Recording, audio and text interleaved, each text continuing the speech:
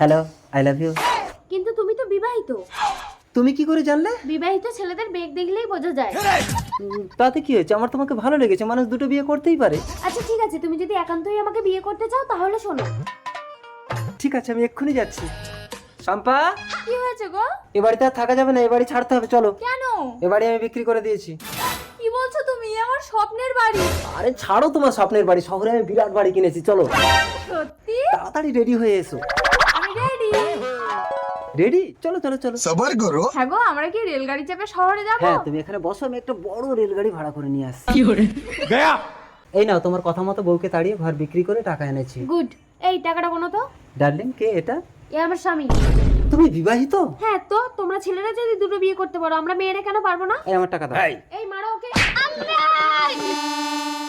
কি ব্যাপার, সকাল থেকে সন্ধে হয়ে গেল এখনো কি একটা রেলগাড়ি ভাড়া করতে পারেনি? কত